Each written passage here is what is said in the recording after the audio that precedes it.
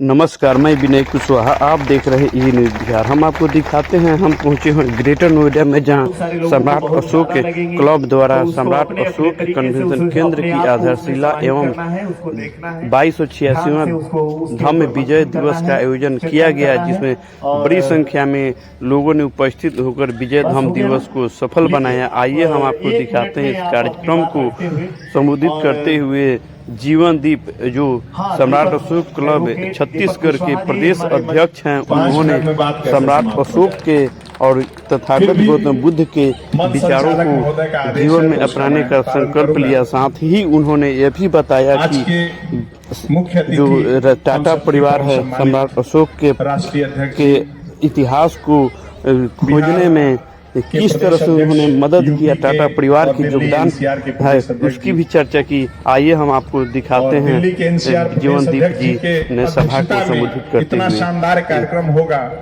इसकी मैं कल्पना नहीं कर पा रहा था। इसके लिए दिल्ली की पूरी टीम को बहुत बहुत बधाई।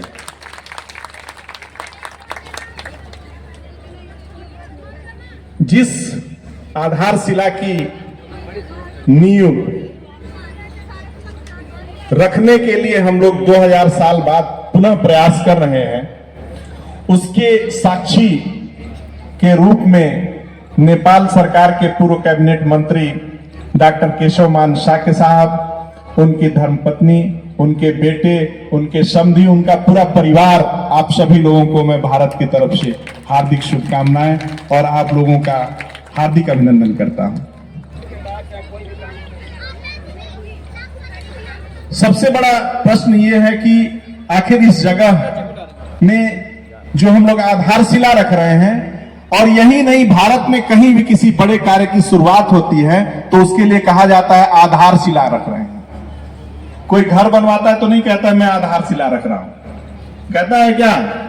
हमारे यहां छत्तीसगढ़ में तो नहीं कहता है। लेकिन जब कोई बड़ा कार्य हम लोग करते हैं तो कहते हैं आधारशिला रख रहे हैं। और सबसे पहले भारत में ही नहीं, पूरी दुनिया में सबसे पहले आधारशिला कौन रखा था? वही सम्राट अशोक महान। तो ये आधारशिला की परंपरा, उसका गौरव की शुरुआत उसी अशोक महान से होती। और हम लोग खुशनसीब हैं कि दिल्ली एनसीआर का क्षेत्र, जिसको सम्राट अशोक महान ने आज से 2300 साल पहले, 2300 साल पहले ही समझ लिया था कि आने वाले समय में सम्राट अशोक क्लब नाम का एक संगठन होगा, उसके क्रांतिकारी योद्धा आएंगे और इसी दिल्ली एनसीआर क्षेत्र में आधारशिला रखेंगे।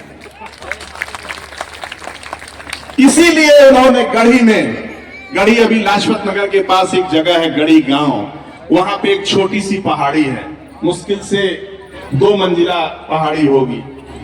उस पहाड़ी पे उन्होंने अभिलेख लिखवा दिया। अभिलेख तो लिखवाया, इसके बाद समय के साथ लोग उसको भुला दिए। लेकिन समय बीता,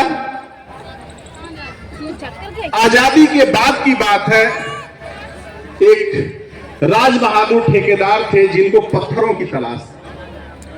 क्योंकि राजस्थान से पत्थर ले आने में दिल्ली में किसी भी कंस्ट्रक्शन के लिए बड़ा महंगा सौदा, तो किसी ने कहा एक छोटी सी पहाड़ी यहां दिल्ली में है, क्यों ना उसको उड़ा के बारूद से और उसके पत्थर को हम लोग यूज कर लें।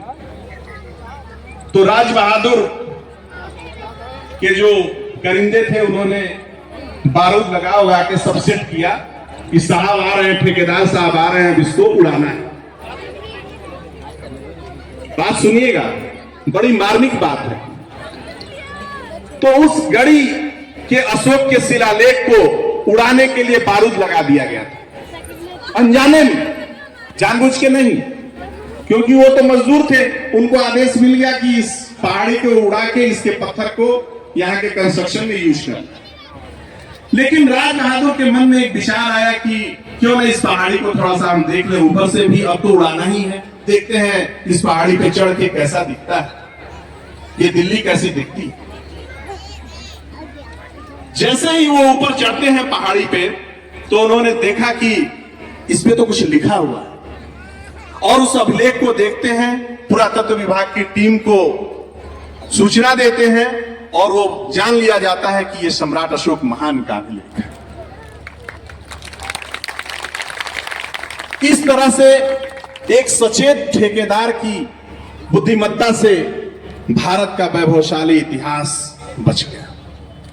नहीं तो आज जिस आधारशिला को रखने के लिए हमारे राष्ट्रीय अध्यक्ष जी ने निर्णय लिया कि हम वहां की एक मुट्ठी मिट्टी ले आके इस आधारशिला की शुरुआत करेंगे, शायद हम लोग ये काम ना कर पाए।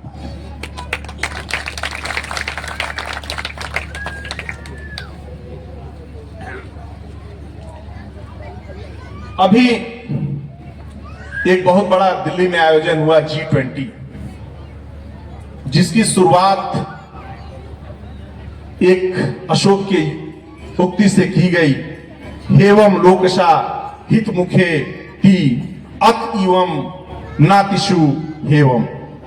मानवता का कल्याण और सुख सदैव सुनिश्चित किया जाए, ऐसा राजा अशोक ने यहां लिखा। और ये बात कौन कहा? G20 की शुरुआत में भारत के यशस्वी प्रधानमंत्री ने ये बात अपने मुख से, अपने भाषण के शुरुआत में ये बात कही। लेकिन शायद आप लोगों ने मीडिया में कहीं सुना, ये यहां पे हमको लग रहा है 5,000 लोग से ज्यादा ही लोग हैं बैठे हुए, बाकी लोग तो टहल रहे हैं। क्या किसी ने इस बात को मीडिया में सुना? किसी ने नहीं सुना, सब लोग हाथ हिला रहे हैं, मैंने भी नहीं सुना। लेकिन एक रशियन फ्रेंड हमारा है, उसने ये बात हमें बताई कि भारत के प्रधानमंत्री ने इस युक्ति से शुरुआत की, क्या दिल्ली में ऐसा भी कुछ अशोक का भी है क्या ओरिजिनल? क्योंकि उनको भी नहीं पता था। हमने कहा हां है। तो भारत की बहुत सी चीजें जो दुनिया के लोग जानते हैं, मसलन हमारे आदरणीय नेपाल के मंत्री जी जानते हैं, श्रीलंका के लोग जानते हैं, या दुनिया के कई देशों के लोग जानते हैं, भारत के लोग अभी अनभिज्ञ हैं। तो यह भी आवश्यक है कि हम दुनिया के लोगों से जुड़ें। जिस समय अंग्रेज भारत में खुदाई कर रहे थे और बुद्धिज्म की कुछ चीजें उन्हें मिल जा रही थी, तो वो भारत में नहीं रखते थे, क्योंकि उन्हें पता था भारत में जो इसका वारिस है वो क्या है? मर गया है।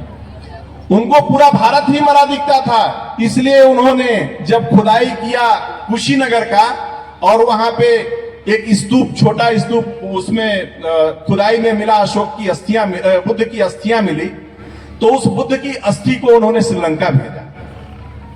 और जब पाकिस्तान में उन्होंने खुदाई करवाया, वहां भी बुद्ध के अवशेष मिले।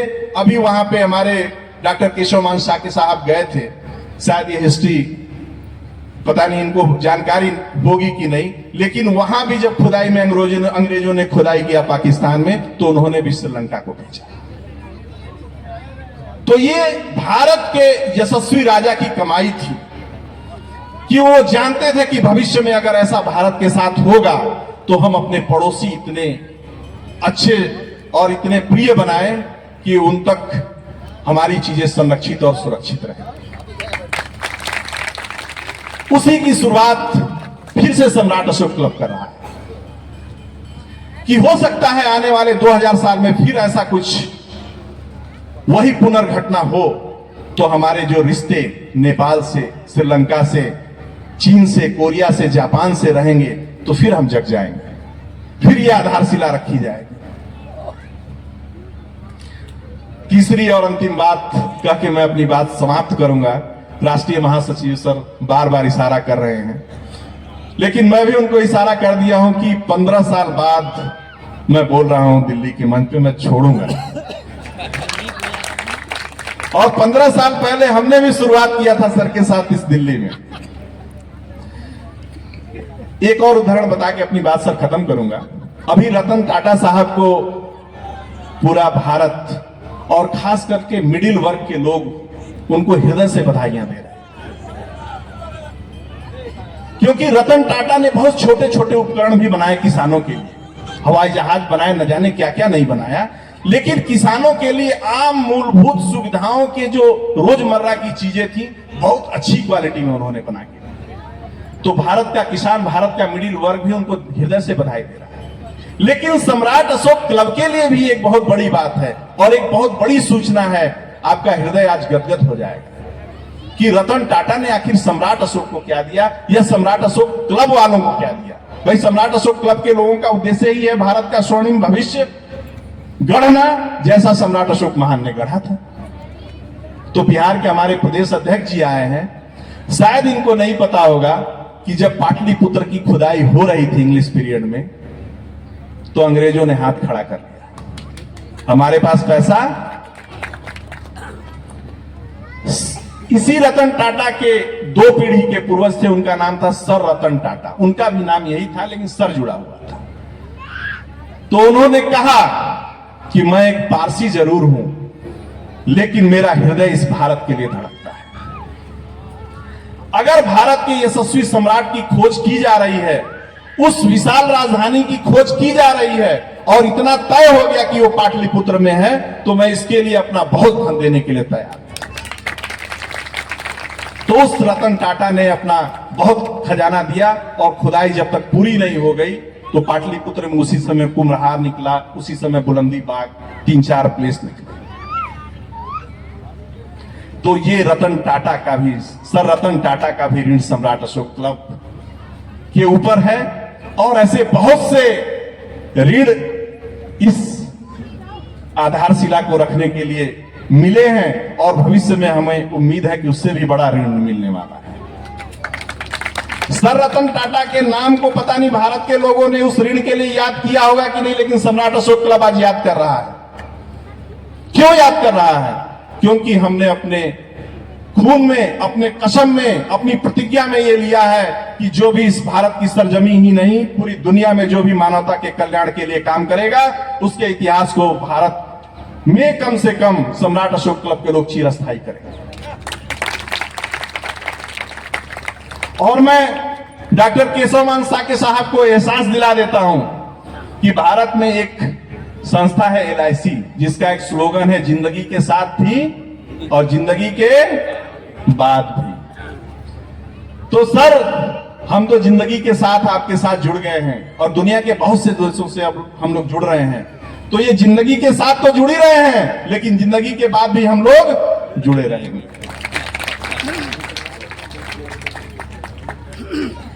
मध्य प्रदेश में संघमित्रा ने एक दान दिया था, वो अभिलेख अभी भी मिला है। मध्य प्रदेश के बुद्ध विहार में खुदाई में मिला है। अगर उन्होंने दान ना दिया होता तो क्या मिलता? नहीं मिलता। चारुमती बिहार में अगर वो पत्थर पे लिखा हुआ चारुमती बिहार अगर नहीं लिखा हुआ मिलता हमें, तो क्या पता चलता चारुमती थी? अशोक की रानी, जिसका प्रयाग में, प्रयाग प्रशस्ति में अशोक स्तंभ है, उस पे कारुवकी और उसके पुत्र तीवर का उल्लेख है। अगर उन्होंने ऐसा दान न दिया होता तो क्या मिलता? नहीं मिलता। तो अगर जो आप यहां धम्मदान दिए हैं, वो इस लोक में भी, इस समय भी, और आने वाले समय में भी वो आपको ये चिरस्थायी कर रहा है। इसलिए खुल के दान कीजिए, धम्मदान कीजिए। और सम्राट अशोक महान ने अपने अभिलेखों में तो दान के सब चीजों में धम्म का प्रयोग किया। धम्मदान, धम्म नीति, कोई भी ऐसा चीज नहीं जो कार्य धम्म से उन्होंने ना शुरू किया हो। इसलिए हम लोग अपने राष्ट्रीय अध्यक्ष महोदय, राष्ट्रीय महासचिव महोदय, राष्ट्रीय प्रवक्ता महोदय और पूरे सबके नेतृत्व में हम लोग ये आधारशिला रख रहे हैं, और आने वाले समय में इसको और विशाल बनाएंगे। इस बात के साथ मैं अपनी बात को समाप्त करता हूं। बहुत बहुत साधुवाद। आप लोगों ने हमें सुना, धन्यवाद।